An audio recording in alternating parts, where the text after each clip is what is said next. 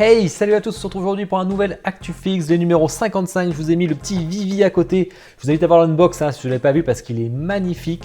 Et c'est une custom statue, même si vous n'êtes pas fan de la licence, vous pourrez voir comme ça ce que ça peut donner du custom. Comme d'hab, je vous invite à liker la vidéo pour me soutenir, à vous abonner si ce n'est pas déjà fait. Et bien sûr, à mettre en commentaire ce qui vous a plu, ce qui vous a déplu dans l'actu. Comme ça, je le lis et je le réutilise pour mercredi. Comme d'hab, je vous mets tous les liens affiliés dans la description si vous voulez me soutenir en même temps directement chez mon partenaire Kyoda Yaniki. Ça fait aussi monter la cagnotte. Et puis au niveau du programme, écoutez, on se retrouve du coup dès mercredi pour un Discuss Fix, c'est le retour, ça fait 2 ou 3 semaines qu'il n'y en a pas eu, donc ça y est, un nouveau Discuss. On se retrouverait pour jeudi pour un Unbox Fix Cyberpunk, vous allez voir, on est sur une statue qui révolutionne un petit peu, parce qu'il y a un vrai écran LCD, il y a avec des vidéos dessus, il y a le son, il y a la BO du jeu à implanter, donc vraiment ça va être super à voir je pense. Donc on fera ça en direct de Pure Art, et après je jouerai un peu à Kenas, l'objectif c'est de finir Kenas cette semaine, et dimanche tournoi Mario Kart. Bon allez, on va y aller, on va commencer par les précommandes comme d'habitude. Alors, précommande manga, donc cette fois-ci on va avoir pas mal de Shingeki no Kyojin, donc l'attaque des titans, vous allez voir ça, il n'y en a pas souvent en plus. Et on commence avec la Mikasa de Kitsune chez nos amis français, qui viennent d'ailleurs au tournoi Mario Kart. Donc une Mikasa en 1/6 à 660 €, tout en résine transparente sur la base. Alors je trouve que les photos lui rendent pas honneur, pour l'avoir vu en vrai personnellement, ça rendait beaucoup mieux la résine transparente à la vraie lumière du jour, c'est un peu dommage. Le visage, j'ai vu qu'il y a eu quelques critiques, mais visiblement, ils vont voir ce qui est possible de faire pour le retoucher, donc à voir ce que ça va donner. Alors là, on passe sur du mastodonte, chez JB Palace, c'est beaucoup plus gros. On revient sur un petit peu le concept de la figure à moi, il y avait deux titans qui s'affrontaient. Il y a un allumage très particulier sur les LED et ça a l'air super bien fait. D'où, je pense, le prix un peu plus cher. On est quand même sur 39 kg. La base, à elle toute seule, qui fait 25 kg, c'est une base. Pas mal de détails. J'aime bien son pied, la résine transparente, je trouve ça vraiment très joli. Vraiment j'aime bien. Alors le LED en plus, je vais mettre ça pulse à l'intérieur comme s'il était en feu ou si le sang s'activait. Vraiment c'est bien fait. Une grosse bestiole mais pas très haute, par contre elle est assez profonde de 60 cm, mais je vous mets le lien si jamais. Ensuite Asuka, donc il y a Rei qui est prévu aussi. Là je suis pas fan, je trouve le visage, bon après c'est sûrement très fidèle peut-être, mais j'ai vu des plus belles, bon en on-off malheureusement, mais en tout cas je suis un peu déçu par ça, quand même 800 $, bon c'est du 1/4, mais qu'il faut importer bien entendu. Précommande jeux vidéo, alors on a du varié et ça c'est cool, on aime le varié ici. On a Nakoruru, bon elle c'est pas trop varié, on l'a déjà eu plusieurs fois, c'est la 3e Nakoruru, 2e 1/6, donc le nouveau studio qui a fait aussi la Mai Shiranui. Et là on a tout un décor derrière, donc ce qui fait qu'il augmente forcément le prix. Après le HS a l'air super joli, il a l'air vraiment maîtrisé. Ça aurait été un quart, ça m'aurait intéressé je pense, parce que du coup ça irait avec les Triangle Studio que j'ai. Elle m'a l'air vraiment top, je pense que c'est la meilleure que j'ai vue sur le personnage. Côté Dark Horse Direct, ils ont fait une commande par Pure Art, c'est Pure Art ce qu'il a réalisé, mais c'est vendu par Dark Horse, 36 cm, c'est du 1/6, c'est Alloy, 2000 exemplaires à 400 $ qu'il faut importer, pas très cher, sachant qu'on a que la Prime One qui a plus de 1000 €, d'ailleurs qui va commencer à être de plus en plus dur à trouver, peut-être une fois sortie, mais qui a été repoussée. Voilà, elle a l'air plutôt jolie, j'ai une petite réserve juste sur le visage, là où j'aurais aimé un petit peu mieux, mais pour le prix et la taille, franchement, c'est plutôt pas mal. Côté Gaming S du Halo, avec le Master Chief, qui est un petit diorama de combat. On a plusieurs versions, une version à 470 $, 500 et 530 $. 1000 exemplaires, c'est en moyenne, parce que du coup, c'est crescendo selon la statue. Donc on a une version aussi, vous voyez, avec l'épée bleue. En fait, la version de base, il a le gun, la deuxième version, il a l'épée bleue, et la dernière version, en plus à chaque fois, il a l'épée rouge en plus. Donc voilà, ça c'est vous qui choisissez. Précommande Marvel, qu'est-ce qu'on va avoir ici? On va avoir du What If, Iron Studio 1/10, 140 $, un petit Captain America zombie. Voilà, si vous en voulez un, votre rêve a été réalisé. Précommande d'ici. Continue, alors là quelque chose de assez stylé, c'est les concepts de Jason Fabok. Donc il a fait, vous savez, la Wonder Woman contre l'Hydre, il a fait le Superman contre le Doomsday, et maintenant on a le Batman contre le Joker qui franchement rend bien. Alors il y a deux versions, vous avez la version Ultimate ou Deluxe qui rajoute un deuxième tête pour Batman, deuxième tête pour le Joker. C'est pas non plus hyper primordial, après c'est que 100 $ de plus, bon chez nous ça fera un petit peu plus. Donc voilà, j'aime bien la dynamique, par contre c'est un truc de fou, 111 cm de large, bon comme d'hab, c'est Prime One, 152 kg, 95 cm de profondeur, le machin c'est un cube, donc du coup c'est assez compliqué à placer malheureusement. La version exclusive qui est la version Ultimate qui est plus rare, 500 exemplaires, et on a une tête bonus qui sera dispo partout, que j'aime beaucoup moins par contre. Ensuite on a tout ce qui est Suicide Squad, le dernier film avec Iron Studio et Bloodsport en 1/10. Ensuite on a ce perso, tellement pas marqué, mais tellement moche que je me rappelle même plus de son nom. Après, pour ceux qui veulent la team complète, c'est bien, mais franchement, on n'a pas trop envie d'avoir ça. Après, bon, c'est mon avis, hein, bien entendu, mais ça me vend pas du rêve. Ensuite, on a celle qui contrôle les rats, mais je suis pas fan. Je trouve que ça rend pas très bien un statut. Leur concept est pas génial, c'est très sombre. Je suis un peu déçu. Précommande de film, série TV, et là on a du Robocop, première licence film de Oniri. Robocop en un quart qui franchement a l'air bien propre. Après il est assez cher, hein, 1080 €, toute taxe comprise. On a la bouche en silicone, donc ça à la limite c'est pas mal je trouve. On a un petit switch aussi au niveau de la main. Il est assez grand, l'exemplaire est correct. Après c'est assez cher, hein, parce qu'il y a une PCS qui est quand même moins cher que ça. Après je crois pas qu'elle ait du silicone. Mais voilà, en tout cas à mon avis, je n'ai pas de doute sur les finitions, je pense que ça sera vraiment très beau. Si on est prêt à mettre ce prix-là, en tout cas, là vous avez une superbe statue, je pense. Ensuite, PCS et leur gamme film d'horreur avec Letterface. Donc là, on a deux versions. Là, cette version avec la tronçonneuse, c'est du 1 tiers, donc assez costaud, hein, d'où le prix, bien entendu. Et on a aussi cette version qui est un poil plus cher, parce que là, il y a un décor derrière avec la porte. Donc voilà, vous avez de quoi faire si vous êtes fan du film. Continue avec le pétage de câble de Iron Studio.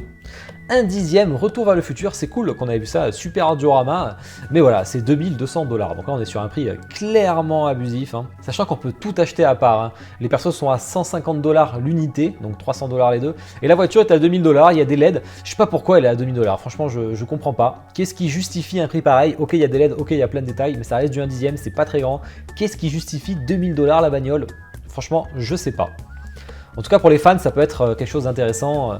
Et j'ai quand même un gros doute sur le prix, hein. Ensuite, Ahsoka, Iron Studio, un quart, sûrement une exclusivité malheureusement hors Europe, hein, comme le Mandalorian.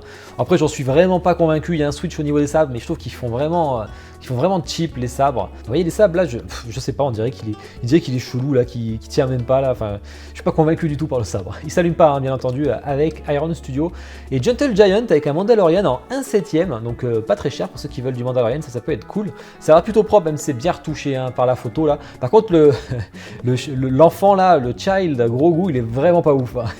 Il a vraiment grosse réserve sur son visage, hein. Vous me direz ce que vous en pensez, mais je suis pas convaincu, hein. Allez, précommande haute pour terminer, et là ça va être la préco. Ça va être la préco, la nouvelle gamme, la nouvelle statue de la gamme Campbell qui sort enfin, le petit chaperon rouge. Donc Scott Campbell, hein, qui est un artiste très célèbre, hein, qui fait beaucoup de couvertures de comics et de dessins un peu pin-up sexy mais pas vulgaire. 48 cm, c'est assez grand quand même. J'adore la main derrière de l'arbre là qui est vraiment stylée. 340 $, c'est pas très cher. Bon, je vous montre forcément le boutique parce que ce qui va intéresser pas mal de monde. En tout cas, elle est vraiment belle et j'apprécie vraiment toute la... Non mais je vois déjà que ça va être détourné direct ça. Et vous avez toute la gamme qui est là, qui est vraiment sympa aussi. Alors moi du coup j'ai déjà fait la petite sirène que j'ai repeinte, j'ai Alice, du coup je prendrai celle-ci. Et vous avez une petite version exclusive à Sideshow, vous avez un petit artprint en métal en plus avec un stand. Par contre c'est beaucoup plus cher sur Sideshow, donc vraiment là c'est si vous voulez ça quoi, sinon ça sert à rien. Prenez-le chez mon partenaire, ça sera moins cher. Ben voilà, hein, j'ai une préco malheureusement. Alors je ne l'ai pas encore faite parce qu'elle n'était pas encore... Moi je fais la vidéo, elle n'est pas listée chez Kodayaniki, ça va pas tarder donc faut patienter un peu. En tout cas ça en fait une déjà en octobre, donc c'était une. Attention, hein, on essaiera de ne pas en faire plus. Allez, on va passer au tease. Il est beau le Vivi, hein. Je ne sais pas si je vous l'ai déjà dit, hein. Tease manga. On continue et on commence avec Taka qui fait un petit tease pour Kuroko no Basket avec le ballon de basket. Donc voilà, c'est du 1/6. On en verra sûrement bientôt, ça c'est cool. Côté Ryu Studio, ça avance bien la prod. On voit le Kisame avec le requin assez réaliste. Donc ça avance plutôt vite chez Ryu Studio. On a du Fire Spirit Studio avec la 1/4 de Boruto. Donc après la Sarada, ça y est, on a la Boruto. Je suis pas fan du tout. Alors j'aime beaucoup la dynamique de Boruto, le visage a l'air aussi propre si on zoome dessus. Par contre, je trouve que si on enlève le Boruto, c'est grossier de ouf, c'est dégueu la pierre et cette fumée là, vraiment je suis pas convaincu du tout, mais vraiment pas. Le personnage a l'air cool, c'est dommage. Nouvelle 1/4 Dragon Ball Z, et là je pense que c'est aussi la catastrophe. L'idée était bonne, le moment où c'est 18, bah, il faudrait peut-être fallu aller jusqu'au bout et qu'elle lui fasse le bisou tant qu'à faire avec Krillin. Vous voyez, bon bah moi j'aime pas leur socle déjà de base en octogonal comme ça là. Je suis pas convaincu par la réalisation de Soul Wing dessus, hein, mais vraiment pas. Tease jeu vidéo. On aurait du Ghost and Goblin côté Dream Figure, donc c'était la licence Capcom que j'avais parlé la semaine dernière, ça c'est plutôt cool, c'est plutôt original d'ailleurs, un diorama. On a aussi, alors ça c'est pas mal, on a côté Geometal Studio, on avait eu le Yuri Yagami qui était vraiment cool en 1/6, mais là on a la Mai Shiranui qui est peinte, ça y est, ça sera bientôt dévoilé. Pour rappel, c'était celle-ci quand elle a été montrée au Wonderfest, mais non peinte, plutôt sympa. Ensuite côté PCS, on a Chun-Li dans la, vous savez c'est leur gamme Season Pass avec les costumes alternatifs. Donc là on l'a en robe de mariée. Pas convaincu par le visage non plus, je sais pas, je trouve pas ça ouf. Bon, je trouve qu'il y avait quand même mieux à faire sur Chun-Li. Allez, Tease Marvel. Ah, c'est pas mal, ça, on a du PCS en 1/6 de Ghost Rider qui a l'air vraiment plutôt cool, je trouve, et qui sera moins grand et moins cher que la XM qui va être incroyable, hein, ça c'est sûr. Hein. Mais voilà, ça peut être une alternative. On a Lady Death qui arrive aussi, ainsi qu'un Wolverine 1/3. Donc ça va être assez costaud. Je suis pas fan du Wolverine pour le coup. Tease d'ici. Continuons avec XM. Ça y est, le Red Hood Samurai arrive. Alors là, ça va déchirer. Je pense qu'il sera en préco justement à l'édition qu'on va avoir donc le week-end prochain, je crois. Je suis pas du tout fan du masque, mais je pense qu'il y aura des switches alternatives, donc j'attends de voir. Ça va être mon épreuve. Hein. Pour pas retourner dans le comic, ça va être mon épreuve. Il va falloir que je résiste à Red Hood en version samouraï. On a Cheetah qui avance bien, hein, la préco devrait pas tarder, je pense. On a aussi un Batman Dark Knight Returns en 1/4 et en 1/6. Ça fait toujours plaisir d'avoir les deux échelles comme ils avaient annoncé. Et là par contre on a le White Knight à moto, ça va être une dinguerie, ça va être hyper grand par contre, parce que forcément c'est du 1/4. Continue avec les films, séries TV. On a après le Shredder par PCS, et ben on a, putain je sais plus le nom, enfin, bon le rhinocéros là, je me rappelle plus du nom, mais en tout cas il a l'air plutôt bien réalisé. Le Godzilla côté XM, alors j'aime pas du tout la réalisation, après en fait je pense que c'est réaliste par rapport à la version du film et la précédente, l'ancienne. Donc du coup ça va être plutôt fidèle, c'est un truc qui marchera certainement très bien en Asie, mais vraiment moi ça me vend pas du rêve en tout cas comme ça. On l'a vu, on l'a vu en photo il y a pas longtemps. Et on a les bustes aussi, si vous préférez pas tout acheter d'un coup. Ensuite, on a Sarah Connor, ça y est, la préco arrive le 15 octobre, donc on en parlera la semaine prochaine en 1/3. Elle a l'air plutôt propre, à voir le prix en tout cas. Tease BD pour continuer, et là attention, Cartoon Kingdom qui monte déjà la production du Lucky Luke avec la première statue. Donc ça c'est vraiment cool, hein. Ça montre qu'un nouveau studio qui arrive, il peut déjà lancer la préco comme fait Jimmy d'ailleurs. Hein. Il lance la préco, mais le proto est déjà prêt, la prod est déjà prête à être lancée, ça c'est vraiment une grosse différence, donc ça part de suite, ça va être très rapide à livrer. Tease autre, on a les exemplaires de Jean-Claude Van Damme donc, qui ont été annoncés 250 et 500, donc 750 exemplaires pour les deux versions. Plutôt pas mal. On a le Ivan Drogo qui arrive côté PCS en 1/3. Pour terminer, on a un repaint de la Alice Scott Campbell, cette fois-ci en version noire, donc du coup c'est plus proche de la couverture du comics, même si c'est sa fille qui est dans cette tenue normalement, qui a un style un peu gothique. Ben voilà, j'espère que l'actu vous a plu, hein. Vous me direz vous en commentaire ce que vous avez retenu, ce que vous avez trouvé horrible, comme ça je ferai le point au Discuss Figs mercredi, venez sur Twitch. Je vous souhaite une bonne journée, une bonne soirée à tous, ciao.